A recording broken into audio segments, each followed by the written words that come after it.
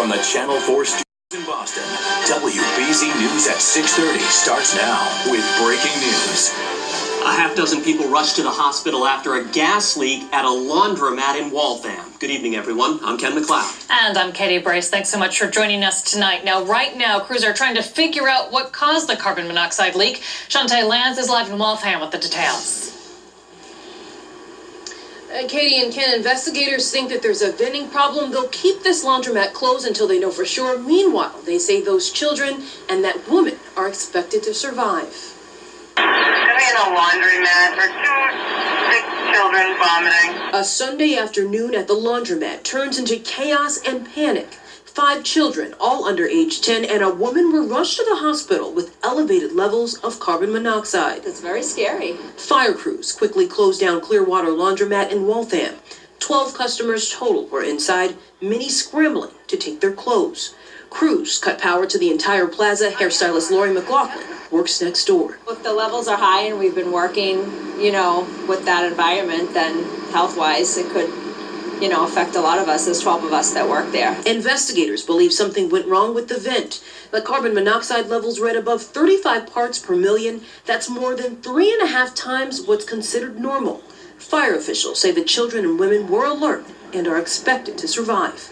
For the kids, it's very scary because you don't know if it'll, affect them developmentally later on, So, yeah, I'm glad they all got out and, hopefully that's the worst case.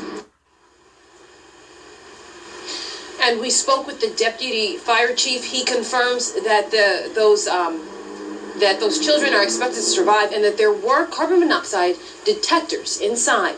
Live in Waltham, Shantae Lanz, WBZ News. A small community coming to grips with an unspeakable tragedy. A mother and 4 of her children killed in a house fire. This happened early yesterday morning in the Franklin County town of Warwick. As Paul Burton explains, the community came together to mourn the victims and support the father and another child who escaped those flames. The shock and heartache for the people of the remote town of Warwick is beyond words. Some just fall to their knees, others leave flowers, but all embrace each other. It's devastating. I think it'll be a while before we all take it in. The Richmond Road fire broke out around 12:45 Saturday morning. A mother and her 4 children between the ages of 6 and 16 died in the blaze. A father and daughter were able to escape. Where can we find solace and comfort at a time like this? At the Metcalf Memorial Chapel, Reverend Gordon Ellis offers words of comfort.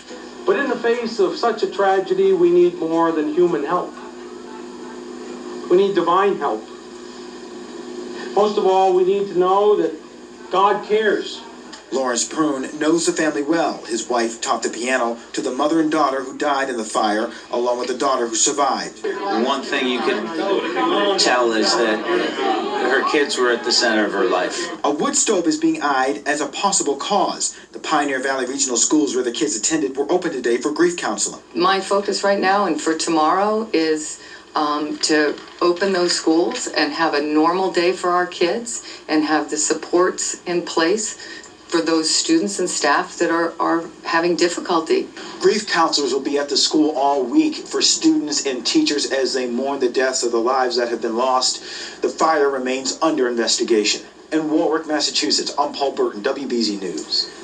Another cold and windy day. You can almost feel it as we take a live look at our city right now. Not quite as cold and windy as last night, and the good news is it's going to get warmer as the week goes on. Meteorologist Pamela Gardner is here now. She's got a first look at your forecast. Oh, yes. We've hit rock bottom, and now it's looking like things will go up the next few days. Temperature now 28 degrees, which was better compared to this time yesterday, at least. Real feel running at 16 degrees and a wind from the northwest at 16 miles per hour. Temperatures falling across the board here. We had a high of 32 degrees in Boston earlier this afternoon, and compared to yesterday's high of 21, we're already seeing a warming trend. 23 in Worcester, now 28 degrees in Plymouth, but your real field temperatures running in the teens in most locations here because we still have a wind gust from the north and west. That wind will subside overnight tonight as a center of high pressure moves right over us, and because of that, temperatures will once again be nice and cold too. 14 degrees under a clear sky. Tomorrow afternoon, high temperatures in the upper 30s along the coast with some low to mid 40s once you get farther farther inland, 43 in Fitchburg,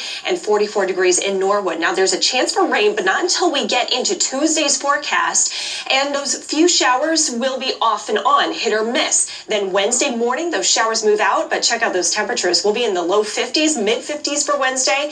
And then we go back to some 30s for Thursday and Friday and tracking more of an active weather pattern going into next weekend. So stay tuned. Back to you. All right. Thanks, Pamela. A Dracut man is behind bars tonight for posing as a police officer. Tyngsboro police made the arrest after the man pulled up behind a disabled car. Jim Smith is live with the story in Tyngsboro tonight. Well, Katie, the police chief here in Tyngsboro says this was a very dangerous situation. He says this was a guy with a loaded gun acting just like a police officer. Tonight, that suspect is under arrest and held without bail. Tyngsboro police say it all began Saturday afternoon on Pawtucket Boulevard. A woman had broken down. That's when investigators say 45-year-old Kevin Lassard of Dracut pulled up behind her in his own vehicle. White flashing lights activated.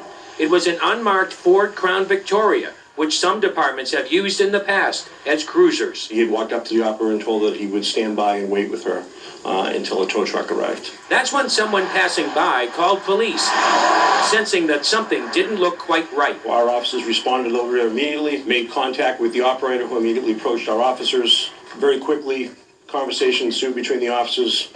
The subject was frisked, and a loaded handgun was found on him. Police say the 9mm pistol was unlicensed, loaded with 7 rounds. They also say Lassard had a police-style baton on him. Is there any doubt in your mind that he was trying to impersonate a police officer? There's no doubt in my mind. My officers on the scene, that's the very reason they arrested him. I was very, very clear, very quickly. The chief does say Lassard never exactly told the woman or his officers that he was a policeman, but he says it was implied. The circumstances and the conversations he had, which I don't want to get into the details, he had a particular conversation with the operator that led the operator to believe that he was a police officer as well. Fortunately, the woman who was driving the car was not hurt. Officers tell us tonight that Lassard was driving a red Ford Crown Victoria with New Hampshire license plates. They suspect that he was possibly involved in some other recent incidents throughout the area. So this investigation is wide open. Live in Tyngsboro, Jim Smith, WBZ News. Tonight, many Democrats are skeptical of President Trump's unverified claims that former President Barack Obama ordered the tapping of phones at Trump Tower during the presidential campaign. But as Brooke Silva Braga explains, the White House is now calling on Congress for an investigation into those allegations.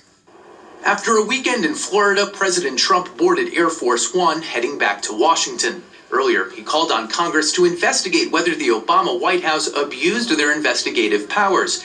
In a series of tweets Saturday, he accused Obama of wiretapping him before the election, but provided no evidence. An Obama spokesman denied the charge. Trump called the surveillance a fact, but Sunday, a White House spokeswoman described it simply as a possibility on ABC's This Week. If this happened, Martha, if. I agree. Why is the president saying it did happen? Look, I think he is going off of information that he's seen that has led him to believe that this is a very real potential. James Clapper, the director of national intelligence during the alleged surveillance, said if the FBI conducted such a wiretap, he would have known. For the part of the national security apparatus that I oversaw as DNI, there was no such wiretap activity. Democrats suggested Trump was trying to divert attention from questions about his campaign's contact with Russian officials. Well, the president, is the deflector in chief. Anything to change the subject from where the heat is. Attorney General Jeff Sessions is expected to file amended congressional testimony Monday, acknowledging conversations with the Russian ambassador that he failed to disclose during his Senate confirmation. Brooke Silva Braga for CBS News, New York. We have time for a quick final word on your weather. Well, cold tonight, clear, but calming. And tomorrow, 40 degrees, warming into the 50s Tuesday, Wednesday. It's like a heat wave. Yeah. Well, thanks for watching this abbreviated edition of the 6:30 News. 60 Minutes is coming up next. We'll see you back here tonight at 11 o'clock.